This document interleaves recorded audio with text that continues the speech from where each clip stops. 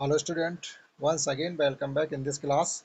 जिसमें आज आपको पढ़ा रहे हैं पीटल क्लास 4 की वर्क बुक यानी कक्षा 5 की अंग्रेजी की कार्य पुस्तिका, जिसका आज डे है 36वें दिन की क्लास। और टॉपिक है हमारा the ant and the dove. Ant means हम लोग जानते हैं चींटी होती है, डॉब मीन्स होता कबूतर, लेकिन यहाँ पर डॉब का मतलब होता है सफ़ेद रंग के जो कबूतर होते हैं वो डॉब कहे जाते हैं। फर्स्ट इसमें कहा गया let's sing the below lines, इन हम लिखी हुई लाइनों को गाएं and underline the rhyming words, और अंडरलाइन करें जो तुकांत शब्द हैं उन पर। जैसे फ्रेंड्स आर फार, दोस्त दूर हैं, फार मीन्स होता है दूर। फ्रेंड्स आर नियर, दोस्त हमारे पास में हैं। देखिए फार और नियर एक दूसरे के अपोजिट वर्ड हो गए, विलोम शब्द जिन्हें हम कहते हैं। फार माने दूर होता है तो नियर माने पास होता है। Friends will be there to land and air, दोस्त वहाँ होंगे और एक अपने कान झुकाए होंगे, यानी कानों से सुन रहे होंगे, आप ये भी कह सकते हैं।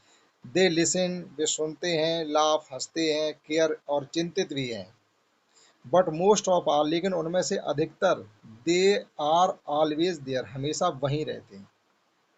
ठीक, अब इसमें जो है तुकांत वाले आप ये लिखा सकते हैं, जैसे नियर, देयर, एयर, केयर, और ये देयर, ये तुकांत शब्द हो जाते हैं, मतलब जो बोलने में एक जैसे लग रहे हो। और सेकंड क्वेश्चन इसका है आंसर द फॉलोइंग क्वेश्चन, दिए गए क्वेश्चंस के आप आंसर दीजिएगा। क्या है कि हु वाज वेरी थ्रस्टी, कौन प्यासा था।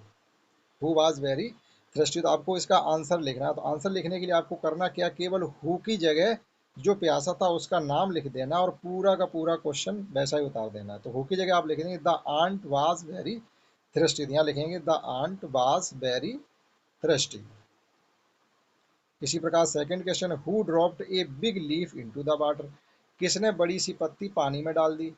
तो यहाँ भी आपको हु की जगह उसका नाम लिख देना जिसने पत्ती को पानी में डाला। तो किसने डाली थी, डॉब ने, यानी उस कबूतर ने तोड़ के पत्ती डाली। लिखेंगे यहाँ पर the dove dropped a big leaf into the water. Who climbed on to the leaf, पत्ती पर कौन चढ़ गया।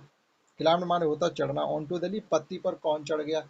तो यहाँ भी हु की जगह केवल उसका नाम लिखना और सेम जो शब्द हैं वैसे के वैसे ही आपको लिखने हैं। तो हु की जगह लिख देंगे the ant climbed on to the leaf. तो इस प्रकार से इन तीनों क्वेश्चन के आप आंसर लिख सकते हैं।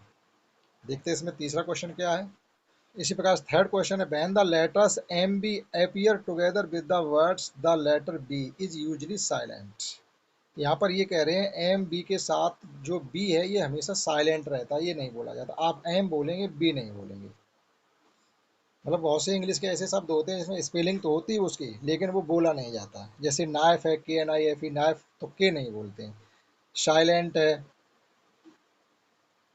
साइलेंट। अब इसमें क्या होता है, कॉम, कॉम क्या होता है, आपको बी नहीं बोलना। This means the do not say example, जैसे the ant climb on the leaf, the ant climb कहेंगे यहाँ पर, क्लाइम ऑन द लीफ, चींटी पत्ती पर चढ़ गई। अब क्या करना है, इसी प्रकार से आपको यहाँ ज्वाइन करके लिखना। सी ओ के साथ एम बी लगा के लिख देंगे, बी ओ के साथ एम बी लगा के, टी एच यू के साथ एम बी लगा के, उनके साथ एम बी लगा के। तो सी ओ के साथ एम बी लगा के लिखेंगे, ये हो जाएगा कॉम। कॉम पढ़ेंगे, कॉम माने होती है कंगे। इसी प्रकार से b o m b bomb, bomb माने होता है बम, जो बम फटने वाला होता है वो। इसी प्रकार से टी एच यू के साथ एम बी लगा के लिखेंगे तो हो जाएगा थम। थम वो नहीं पढ़ते, थम, थम का मतलब होता है अंगूठा। और ये है tomb, tomb t o m b, tomb का मतलब होता है गुम्मद। जैसे कोई मस्जिद का, मंदिर का जो गुम्मद होता है वो टॉम कहा जाता है। तो ये था क्वेश्चन थर्ड। देखते हैं नेक्स्ट 37 डे की क्लास। 37वें दिन की क्लास है the ant and the dog, वही टॉपिक है हमारा। यहाँ भी आपको इस कविता को पढ़ना है और उनको तुकान शब्दों को अंडरलाइन करना है। Through thick and thin, up and down. Through thick and thin, up and down. देखो ये चारों ही शब्द कैसे एक दूसरे के अपोजिट वर्ड है। थिक माने होता है घना या मोटा, थिन माने होता है पतला, अप माने होता है ऊपर, डाउन माने होता है नीचे। तो ये एक दूसरे के अपोजिट वर्ड हो गई। Your true friends are always around, मतलब यहाँ पर ये कहा जा रहा है कि आप खुशी में हो, मतलब दुखी हो, आप सफलता प्राप्त कर रहे हो या असफलता प्राप्त कर रहे हो अपने जीवन में, आपका एक सच्चा दोस्त हमेशा आपके पास रहेगा, इसका ये मतलब है। For treats hunks and real big smile, for treat यानी उसका व्यवहार अच्छा होगा, हक्स आपको गले लगाएगा, एंड रियल बिग स्माइल्स हमेशा आपको दिल से मतलब हंसी देगा, हंसी देने वाले काम करेगा, मतलब खुश रखेगा। They will travel to you from several miles यानी वो हमेशा आपके साथ चलने वाला, सेवरल माइल्स मीन्स होता है कि बहुत दूरी तक वो आपका साथ निभाने वाला होगा अगर ट्रू फ्रेंड है तो। अब देखिएगा इसमें कुछ अंडरलाइन वाले शब्द जैसे अराउंड, अराउंड है तो अराउंड का इसमें हो जाएगा through thick up and down, around का कोई नहीं होगा। ट्रीट, स्माइल, स्माइल और माइल ये लगभग तुकांत शब्द मिल जाएंगे, अराउंड का कोई नहीं है और इसमें कोई ज़्यादा तुकांत शब्द नहीं। देखते हैं सेकंड क्वेश्चन।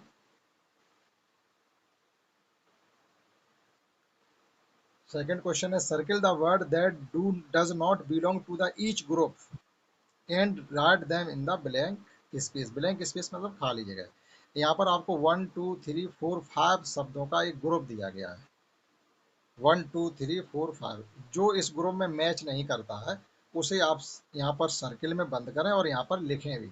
जैसे लीफ माने होती है किसी पेड़ की पत्ती, फ्रूट होता है फल, स्टेम होता है उस पेड़ का तना, और फॉरेस्ट होता है जंगल, और रूट होती है जड़।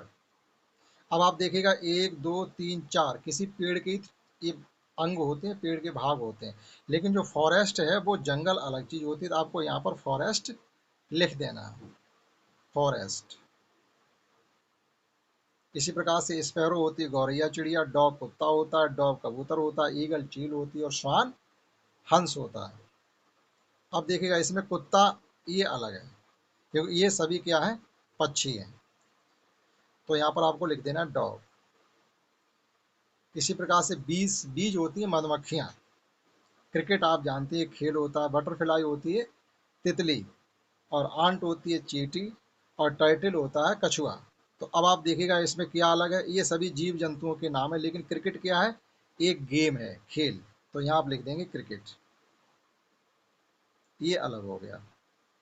नेक्स्ट है फादर, मदर, सन, डॉटर और फ्रेंड। देखिएगा ये एक परिवार के सदस्य होते हैं, मतलब पापा, मम्मी, लड़का और लड़की, लेकिन दोस्त इनमें से कोई भी हो सकता है, तो यहाँ पर लिख देंगे फ्रेंड। मतलब इस ग्रुप में जो है फ्रेंड अलग है, वो मैचिंग नहीं करता इसके साथ। बुक है, पेन है, देखो बुक किताब होती है, पेन पेन होता है, एरो तीर होता है, पेपर और पेंसिल, देखो ये सब जितनी भी चीज़ें पढ़ने लिखने से संबंधित है, लेकिन एरो क्या होती है, एरो तीर तो अलग है, उसका इनसे कोई लेना देना नहीं, तो आप इसको एरो को यहाँ लिख दें।